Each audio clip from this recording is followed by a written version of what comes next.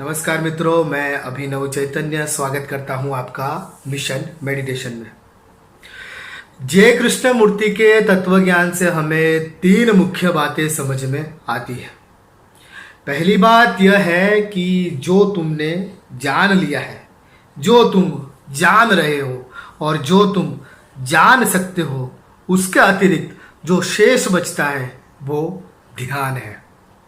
इसका मतलब यह है कि जहां तक मन जा सकता है वहां से आगे होता है ध्यान। जहां मन नहीं वरन केवल जागरूकता है वह है ध्यान। ध्यान यानी नो माइंड।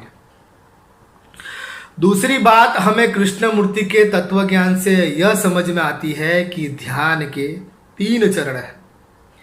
पहला चरण अपनी बुराई, गलती, कमी देखे। दूसरा चरण उसका पूर्ण रूप से स्वीकार करे। तीसरा चरण उसे सुधारने का प्रयास ना करे। तीसरा चरण कृष्ण जी की अनूठी देन है, सुधारने का प्रयास ना करना। सारे साधु संत सुधार करने को कहते हैं, जबकि कृष्णमूर्ति केवल वॉच करने को, ऑब्जर्व करने को, देखने को कहते हैं, अवलोकन करने को कहते हैं, क्योंकि कुछ भी करना मन का हिस्सा है। जैन कहता है ईंट को घिसकर आईना नहीं बनाया जा सकता। नो माइंड अल्टीमेट शब्द है ध्यान की उस निःशब्दता की ओर इंगित करने वाला। तीसरी बात, नो माइंड का मतलब है हम जो भी सोचते हैं, महसूस करते हैं, मानते हैं, जानते हैं, हम अब तक जो भी बने हैं, हम जिसे मैं कहते हैं, उसका निषेध।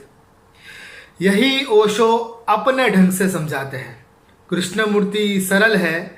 वे कहते हैं गुरु को छोड़ो, ग्रंथों को छोड़ो, पंथ को छोड़ो और यह स्पष्ट हो जाएगा। लेकिन ओशो गुरुओं, ग्रंथों, पंथों को लेकर यही बात करते हैं तो बात जटिल हो जाती है। अगर हम 21वीं सदी के मनुष्य हैं और आधुनिक वैज्ञानिक उपाधियों से युक्त है तो पहले कृष्णमूर्ति को और बाद में ओशो को समझना चाहिए। इस तरह यह सरलता से स्पष्ट हो जाता है कि अध्यात्म या ध्यान क्या है। तो कृष्णमूर्ति को समझने के बाद अब हम ओशो की ओर रुख करते हैं। ओशो यही बात किस तरह कहते हैं, उनके निजी जीवन के क्रम और अभिव्यक्ति के साथ मिलकर यह कितना पेचीदा बन जाता है और उसका मूल क्या है, यह अब हम समझेंगे। अगले कुछ प्रकरणों में ओशो की देशना को संक्षेप में स्पष्ट कर रहे हैं। यहाँ इतना ही। धन्यवाद।